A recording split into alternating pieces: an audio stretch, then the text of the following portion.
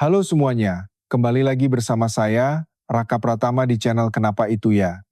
Bagaimana cara menjatuhkan 100 drone tempur canggih secara bersamaan dari langit tanpa menembakkan satu peluru pun? Bayangkan sebuah skenario di mana kelemahan terbesar dari senjata paling canggih di dunia bukanlah perisai baja mereka, melainkan listrik. Senjata pemusnah massal masa depan mungkin tidak membunuh manusia secara langsung.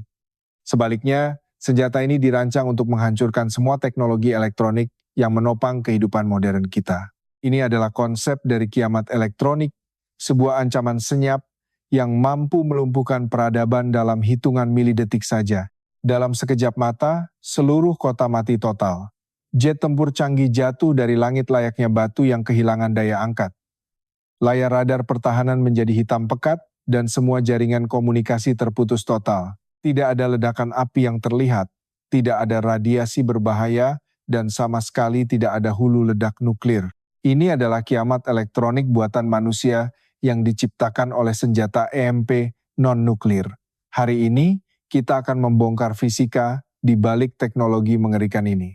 Bagaimana gelombang elektromagnetik tak terlihat bisa menjadi perisai pertahanan udara yang sangat mematikan, khususnya dalam konteks melindungi langit Teheran, Iran. Mari kita mulai dari dasar fisika yang paling fundamental. Apa sebenarnya M atau electromagnetic pulse itu? Secara sederhana, M adalah ledakan singkat dari radiasi elektromagnetik.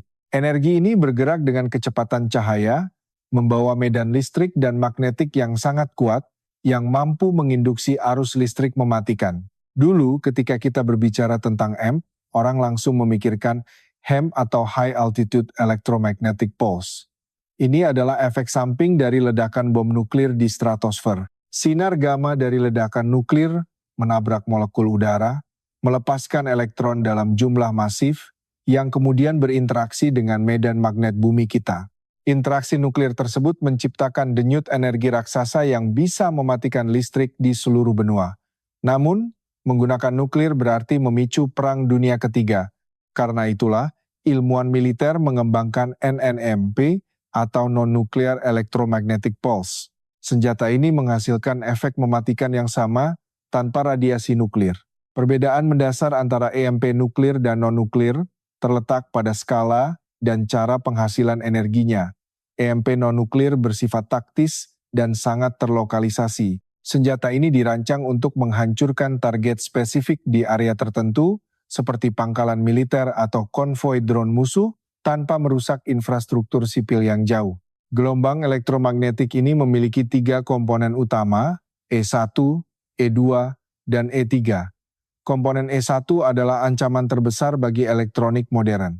E1 adalah pulsa elektromagnetik yang sangat cepat dan intens terjadi dalam hitungan nanodetik. Saking cepatnya, pelindung lonjakan arus listrik biasa tidak sempat bereaksi untuk memblokirnya. Ketika pulsa E1 menghantam antena atau kabel apapun, ia bertindak seperti antena penerima yang tidak disengaja. Gelombang ini menginduksi tegangan ribuan volt ke dalam sirkuit yang sebenarnya hanya dirancang untuk beroperasi pada 5 atau 12 volt saja. Hasilnya adalah kehancuran termal seketika pada komponen mikro. Untuk memahami mengapa senjata ini sangat mematikan, kita masuk ke fase 2, ketergantungan militer modern pada silikon. Alutsista zaman sekarang, mulai dari jet tempur generasi kelima, rudal balistik, hingga kapal selam, pada dasarnya adalah komputer terbang atau komputer mengapung yang dibungkus dengan zirah titanium yang kuat. Inti dari semua sistem cerdas ini adalah microchip yang terbuat dari jutaan bahkan miliaran transistor mikroskopis. Transistor ini berfungsi sebagai saklar elektronik yang mengatur aliran listrik. Ukurannya sangat kecil, diukur dalam skala nanometer, jauh lebih tipis daripada sehelai rambut manusia. Disinilah letak kelemahannya. Setiap transistor memiliki lapisan isolator oksida silikon yang sangat tipis. Lapisan ini dirancang untuk menahan tegangan operasional yang sangat rendah. Namun, ketika gelombang EMP menghantam, ia menginduksi lonjakan tegangan yang sangat besar. Tegangan yang berlebihan ini akan memaksa arus listrik menembus lapisan isolator. Fenomena ini dikenal dalam fisika semikonduktor sebagai dielectric breakdown atau kerusakan dielektrik. Arus listrik yang liar mencari jalur dengan resistensi terendah, menciptakan hubungan arus pendek di dalam microchip. Energi yang terperangkap ini dengan cepat diubah menjadi panas ekstrem yang tidak bisa dibuang oleh sistem. Suhu di dalam sirkuit terpadu melonjak drastis dalam hitungan mikrodetik. Panas ini melelehkan sambungan logam mikroskopis dan menghancurkan struktur kristal silikon secara permanen. Microchip tidak hanya mengalami error perangkat lunak, tetapi hancur secara fisik dari dalam. Komputer militer yang canggih berubah menjadi rongsokan. Bayangkan sebuah drone serang otonom yang sedang terbang menuju target. Di dalam otaknya, terdapat sensor navigasi GPS, giroskop elektronik, dan komputer penargetan. Ketika EMP menghancurkan chip-chip ini, drone tersebut kehilangan kemampuan untuk menyeimbangkan diri, kehilangan arah, dan akhirnya jatuh tak terkendali ke tanah. Kehancuran ini sangat absolut. Tidak ada antivirus atau pembaruan perangkat lunak yang bisa mencegah atau memperbaiki kerusakan fisik pada silikon. Peralatan yang terkena dampak EMP tingkat tinggi harus diganti komponennya secara total. Inilah mengapa senjata M dianggap sebagai ancaman asimetris paling mematikan di era modern ini. Militer di seluruh dunia sangat menyadari kerentanan ini. Semakin canggih dan pintar sebuah senjata, semakin banyak microchip yang digunakannya, dan secara paradoks, semakin rentan pula senjata itu terhadap serangan elektromagnetik. Paradoks teknologi inilah yang dieksploitasi habis-habisan oleh arsitektur senjata EMP non-nuklir. Namun, menciptakan EMP buatan tanpa menggunakan reaksi fisi atau fusi nuklir bukanlah hal yang mudah. Untuk membakar sirkuit musuh dari jarak jauh, kita membutuhkan lonjakan daya listrik yang luar biasa besar, setara dengan daya seluruh kota, tetapi dilepaskan hanya dalam waktu beberapa mikrodetik. Bagaimana fisika memecahkan ini? Jawabannya membawa kita ke fase 3. Fisika dari generator flux kompresi eksplosif atau Explosively Pumped Flux Compression Generator, disingkat FCG, ini adalah mahakarya rekayasa yang menggabungkan bahan peledak kimia konvensional dengan prinsip elektromagnetisme dasar untuk menghasilkan pulsa listrik yang sangat merusak. Konsep FCG pertama kali dieksplorasi selama Perang Dingin. Ide dasarnya sangat brilian. Kita tidak bisa menyimpan listrik jutaan volt dalam baterai portabel. Namun, kita bisa menyimpan sejumlah besar energi potensial dalam bahan peledak berdaya ledak tinggi dan mengubah energi kinetik ledakan itu menjadi energi elektromagnetik. Mari kita bedah anatomi dari generator FCG ini. Di bagian paling luar, terdapat silinder yang terbuat dari lilitan kawat tembaga tebal. Ini disebut stator. Stator bertindak sebagai elektromagnet raksasa.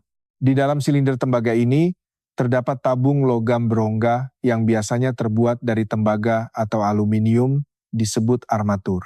Ruang kosong di dalam tabung armatur ini diisi penuh dengan bahan peledak berdaya ledak tinggi, seperti C4 atau RDX. Di salah satu ujung alat ini terdapat detonator presisi tinggi.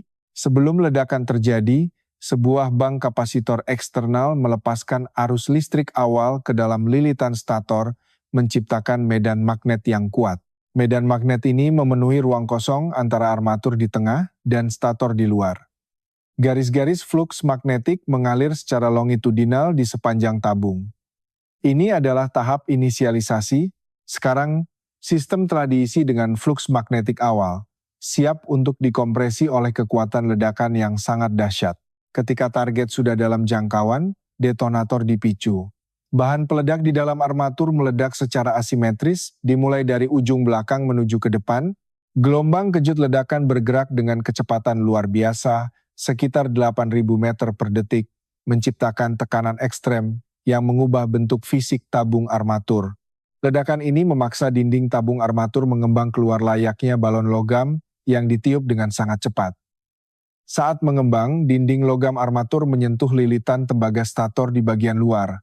Sentuhan fisik ini menciptakan hubungan arus pendek atau korsleting antara armatur dan stator pada titik kontak tersebut. Seiring bergeraknya gelombang ledakan ke depan, titik kontak korsleting ini juga ikut bergerak maju dengan kecepatan ribuan meter per detik.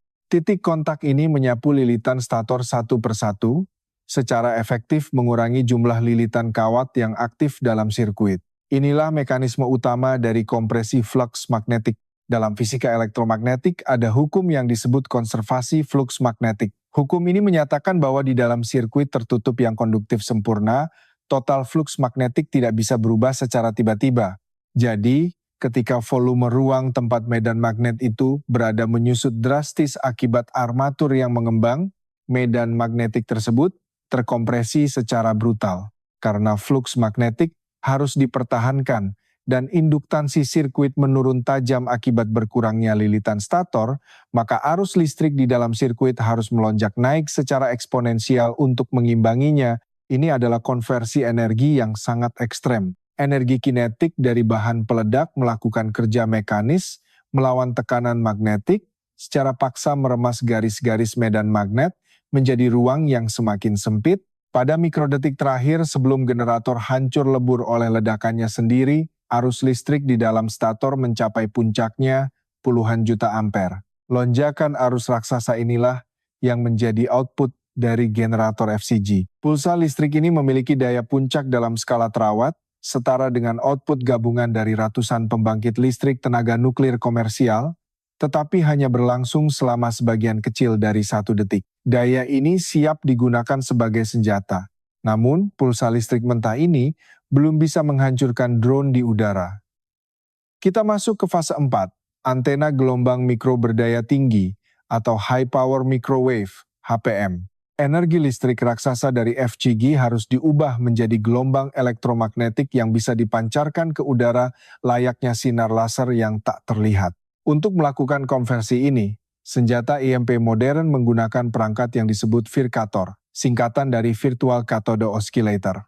Virkator adalah tabung vakum khusus yang dirancang untuk menangani daya ekstrem. Pulsa listrik dari FCG disuntikkan ke katoda di dalam Virkator, memicu emisi elektron yang sangat masif. Awan elektron berkecepatan tinggi ini ditembakkan melewati anoda berupa jaring kawat. Karena arusnya sangat besar, elektron-elektron ini berkumpul dan membentuk katoda virtual di ruang hampa di belakang anoda. Awan elektron ini sangat tidak stabil dan berosilasi dengan frekuensi yang sangat tinggi dalam rentang gigahertz. Osilasi awan elektron inilah yang menghasilkan gelombang mikro berdaya tinggi. Efisiensi konversi energi di Virkator mungkin tidak sempurna, namun dengan input terawat dari FCG, output gelombang mikronya tetap mencapai tingkat gigawatt. Ini lebih dari cukup untuk membakar sirkuit elektronik apapun dalam jangkauannya.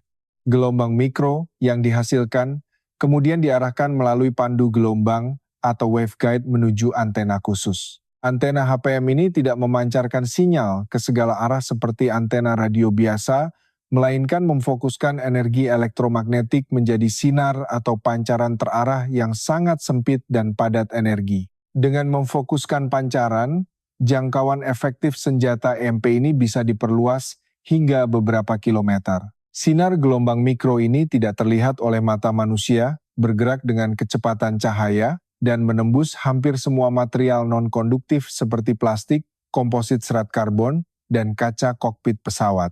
Ketika sinar HPM menghantam target militer, seperti drone tempur, energi elektromagnetik menyusup ke dalam sistem melalui 2 jalur utama, front door coupling dan back door coupling. Front door coupling terjadi ketika gelombang masuk melalui antena radar atau antena komunikasi musuh yang memang dirancang untuk menerima sinyal. Sistem penerima drone musuh akan menangkap energi gigawatt ini dan mengalirkannya langsung ke komponen elektronik paling sensitif di dalam sistem radar, menggorengnya seketika. Namun, backdoor coupling jauh lebih mengerikan. Gelombang menyelinap masuk melalui celah kecil, panel kabel, atau sambungan di bodi pesawat.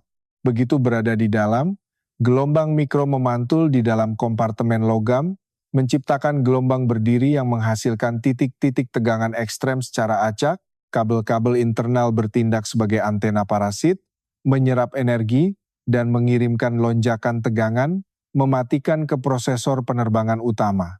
Inilah mekanisme pembunuhan kinetik nol yang paling efisien. Tanpa ledakan fragmentasi, tanpa peluru tajam, sistem saraf pusat dari mesin perang musuh dihancurkan dari dalam. Drone yang tadinya cerdas berubah menjadi sebongkah logam bodoh yang tunduk pada gravitasi. Dan ini membawa kita pada aplikasi strategisnya. Fase 5, Doktrin Pertahanan Udara Iran. Mengapa teknologi senjata EMP non-nuklir yang dikembangkan dengan dukungan pengetahuan dari Tiongkok menjadi elemen krusial dalam melindungi ibu kota Teheran? Jawabannya terletak pada evolusi peperangan modern dan ancaman taktik kawanan drone atau drone swarms. Dalam skenario perang asimetris, musuh tidak lagi hanya mengirim satu atau dua jet tempur mahal. Mereka bisa melepaskan ratusan drone bunuh diri berukuran kecil yang terbang rendah secara bersamaan. Radar konvensional kesulitan melacak mereka dan rudal pencegat anti pesawat biasa terlalu mahal untuk menembak jatuh semuanya. Menembakkan rudal seharga jutaan dolar untuk menghancurkan drone seharga puluhan ribu dolar adalah kekalahan ekonomi yang fatal dalam peperangan jangka panjang. Disinilah senjata HPM atau EMP non-nuklir bersinar. Senjata ini menawarkan kemampuan kill per shot dengan biaya yang sangat murah setelah sistem dibangun. Teheran dikelilingi oleh fasilitas militer bawah tanah dan pangkalan peluncuran rudal yang sangat vital. Melindungi area ini dari serangan presisi drone musuh adalah prioritas utama. Dengan menempatkan sistem pemancar HPM di titik-titik strategis, Iran menciptakan perisai elektromagnetik berlapis yang tak terlihat. Ketika sistem radar peringatan dini mendeteksi kedatangan kawanan drone, sistem komando pertahanan tidak perlu membidik satu persatu. Pemancar HPM diarahkan ke sektor langit tempat drone tersebut berada, dan melepaskan tembakan gelombang mikro berbentuk kerucut lebar yang menyapu seluruh formasi musuh sekaligus. Dalam sepersekian detik, ratusan drone musuh yang berada di dalam area cakupan sinar HPM akan mengalami kerusakan sirkuit fatal. Mereka tidak meledak di udara, melainkan mesin mereka mati, sistem kendali terputus, dan mereka jatuh seperti hujan besi rongsokan. Ini adalah pemusnahan massal berbasis fisika. Selain drone, rudal jelajah canggih yang mengandalkan pemetaan kontur tanah dan navigasi optik juga sangat rentan. Sensor presisi tinggi mereka adalah pintu masuk yang sempurna bagi gelombang mikro mematikan. Tanpa sensor ini, rudal paling akurat di dunia akan menjadi buta dan meleset jauh dari targetnya. Pengembangan senjata EMP non-nuklir ini tidak berdiri sendiri. Tiongkok telah lama melakukan riset mendalam tentang perang elektronik dan material metamaterial penyerap radar. Transfer pengetahuan dan komponen ke negara-negara aliansi memungkinkan pembuatan perisai pertahanan udara yang menantang supremasi udara konvensional. Strategi pertahanan Iran mengandalkan mobilitas. Peluncur rudal dan pemancar EMP mereka dipasang pada kendaraan truk berat yang terus bergerak dan bersembunyi di dalam jaringan terowongan bawah tanah yang digali dengan teknologi bor canggih. Hal ini membuat titik asal serangan EMP sangat sulit dilacak dan dihancurkan. Ketika sistem pertahanan udara musuh mencoba mendeteksi radar pelacak Iran, peluncur EMP dapat diaktifkan sebentar, melepaskan pulsa perusak, lalu segera dimatikan dan dipindahkan. Taktik serang dan lari dalam ranah elektromagnetik ini menciptakan zona penolakan akses atau anti-akses area denial yang tangguh. Bahkan pesawat tempur siluman generasi kelima tidak kebal terhadap ancaman ini. Meskipun bentuk aerodinamis mereka memantulkan gelombang radar konvensional, material komposit pesawat siluman tidak bisa memblokir gelombang elektromagnetik berdaya gigawatt yang menembus ke sistem avionik internal penerbangan mereka.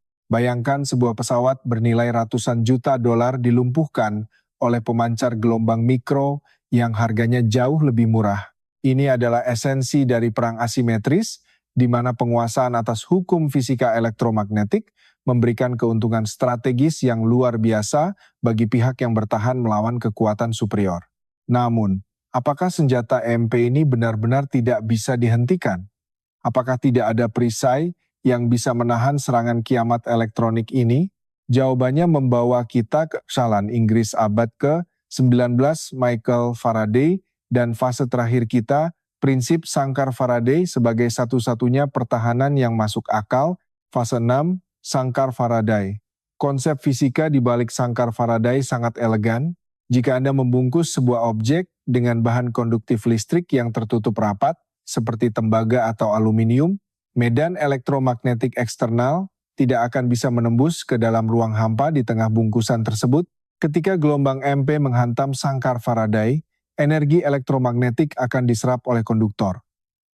Arus listrik mengalir di sepanjang permukaan luar sangkar dan membatalkan medan listrik di bagian dalam. Proses ini dikenal sebagai efek kulit atau skin effect dalam elektromagnetisme. Elektronik di dalam sangkar tetap aman.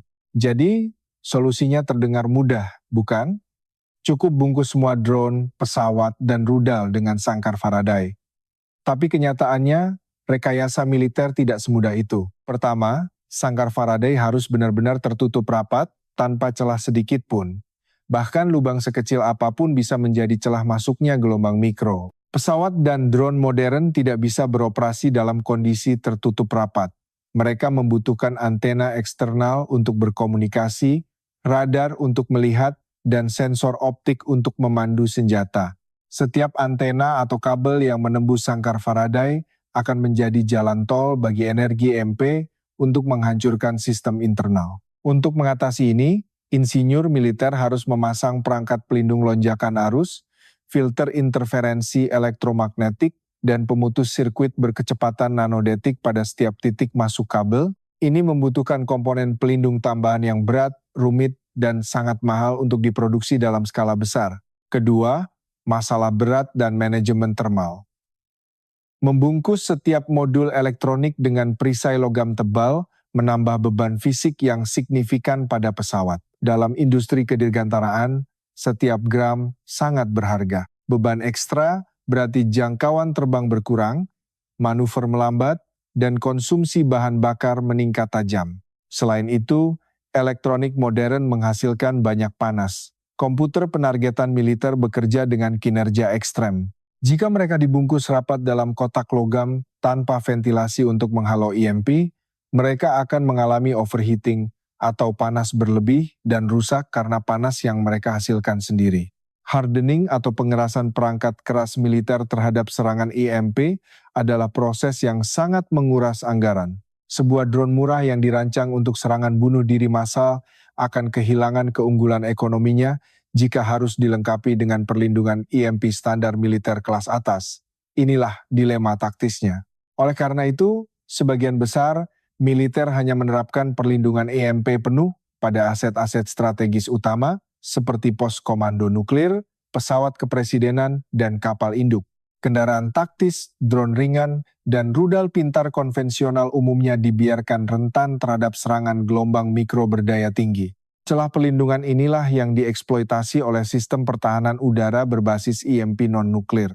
Dengan memahami fisika semikonduktor, dinamika ledakan kompresi flux, dan propagasi gelombang mikro, suatu negara dapat membangun perisai pertahanan tak terlihat yang mampu menetralisir ancaman udara paling canggih sekalipun. Fisika dari kiamat elektronik ini mengingatkan kita pada sebuah ironi besar dalam peradaban manusia. Semakin kita bergantung pada teknologi canggih, semakin rapuh pula pertahanan kita terhadap gangguan fundamental pada hukum fisika. Silikon yang memberi kita kekuatan komputasi tak terbatas juga menjadi tumit Achilles kita. Perang masa depan mungkin tidak lagi diukur dari seberapa banyak peluru yang ditembakkan atau seberapa besar ledakan yang dihasilkan, melainkan seberapa efisien satu pihak dapat memanipulasi spektrum elektromagnetik untuk membutakan, menulikan, dan melumpuhkan sistem saraf teknologi musuhnya dari jarak yang aman.